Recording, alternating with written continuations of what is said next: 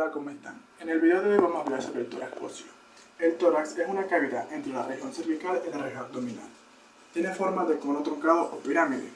Está formado por 37 piezas óseas y cartilaginosas, dividido en 12 vértebras torácicas, 24 costillas y un hueso único que es el esternón. El tórax tiene como función proteger los pulmones, el corazón y los grandes vasos. Asimismo, el tórax es expandible, permitiendo la inspiración e inhalación.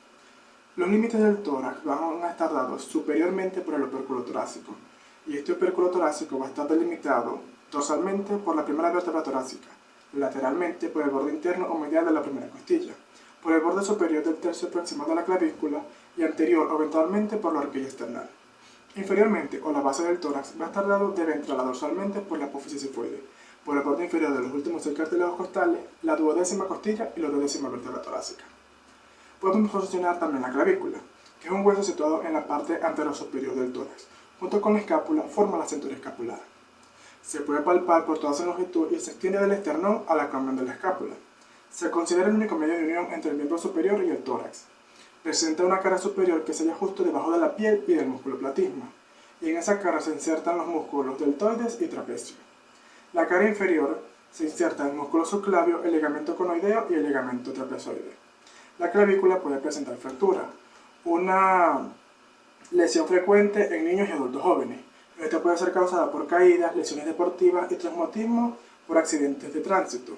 El tratamiento para este tipo de lesiones consiste en el uso de un cabestrillo durante un periodo de 4 a 6 semanas y dependiendo de la gravedad de la lesión puede requerir cirugía. De igual manera, en el tórax encontramos unos ángulos. Uno de ellos es el ángulo de Charpy, un ángulo de 75 grados marcado en el borde costal y la apófisis sifoide. Y el ángulo de Lewis, que es un ángulo de 35 grados aproximadamente, que se da entre la articulación del mango y cuerpo del esternón, que sirve para identificar los espacios intercostales a partir del segundo espacio intercostal. Y además, el tórax puede presentar diferentes malformaciones, como lo es el pectus excavatum, una malformación donde el esternón es cóncavo. Y si acaso fuera al contrario, donde el esternón fuera convexo, este se denominaría pectus carinatum. Las personas con estas malformaciones pueden tener una vida normal, pero con ciertas limitaciones a la hora de practicar deporte y ejercicio. Para este tipo de malformaciones se pueden corregir mediante una cirugía, que es recomendable hacer la cirugía a una edad temprana. Y acá tenemos fotos del antes y el después de las personas con esta malformación.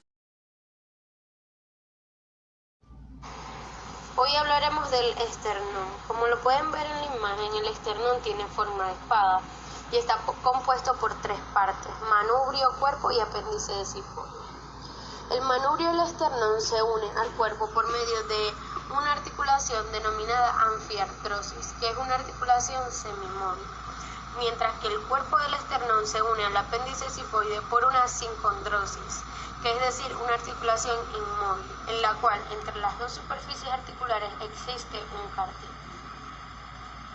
También deben recordar que los cartílagos costales se unen a las costillas por medio de una sinartrosis y al esternón por una anfiartrosis. Esto quiere decir que tiene cierta movilidad para que el tórax se expanda al respirar. Vamos a hablar acerca del ángulo de Lewis. El ángulo de Lewis, como lo pueden ver en la imagen, necesitamos trazar dos líneas. Una que pase desde el manubrio hacia el segundo cartílago costal diagonalmente y una que pase por el apéndice sifoide, atravesando el cuerpo y llegue hasta el segundo cartílago costal. Ahí encontraremos el ángulo de Lewis. Pectoral mayor. El pectoral mayor se encuentra lateralmente en la parte anterior del manubrio hasta finalizar el cuerpo, mientras que el recto anterior mayor transverso se encuentra en la parte anterior lateralmente al apéndice sifoide. Hablemos también un poco acerca de cuánto puede medir el esternón. El esternón puede medir entre 15 y 20 centímetros de largo, 5 a 6 centímetros de ancho y 1 centímetro de profundidad. El orificio de Vinelli-Battista. Como pueden observar, el orificio de Vinelli-Battista se marca más en hombres de raza negra. Aquí también les señalamos la horquilla external, la escotadura de clavícula y acá en el manubrio, como lo podemos ver lateralmente, se insertan dos músculos, que es el esternocleidoideo y el esternotiroideo. Ahora vamos a hablar un poco sobre la anatomía de las costillas. Las costillas son huesos planos y alargados que se ubican en las paredes laterales del tórax. Son en total 24, 12 izquierdas y 12 derechas, que se unen ventralmente por el esternón y dorsalmente por las vértebras torácicas. Su longitud es variable y aumenta gradualmente desde la primera hasta la séptima, siendo esta la más larga, para luego disminuir. Su ancho también es variable, siendo la sexta o la octava generalmente más anchas que el resto. Se ubican en una dirección oblicua hacia abajo y hacia adelante. Su forma asemeja un arco o una letra C. Ellas se componen de una extremidad posterior, una extremidad anterior y, a pesar de que no se definen como huesos largos, ya que carecen de médula ósea, según la Target también tienen un cuerpo. En su extremo posterior tienen una zona articular denominada cabeza, otra superficie articular denominada tubérculo o tuberosidad y entre ellas una zona denominada cuello.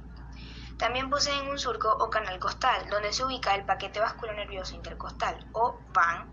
Por el orden en que se hallan, se ubican vena, arteria y nervio. Ventralmente, las costillas se unen al esternón por articulaciones condrocostales, es decir, a través de cartílagos. Las primeras 7 costillas tienen un cartílago propio, un cartílago para cada una, por lo que se les llama verdaderas. De la octava a la décima comparten un cartílago común que se une al séptimo, por lo que se denominan falsas, y las últimas 2 carecen de todo tipo de inserción anterior y se denominan flotantes.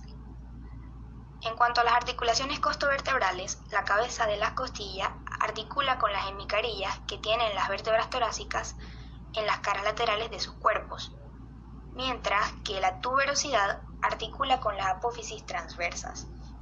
La cabeza de las costillas articula entre 2 vértebras, mientras que la tuberosidad articula únicamente con la apófisis transversa de la vértebra subyacente.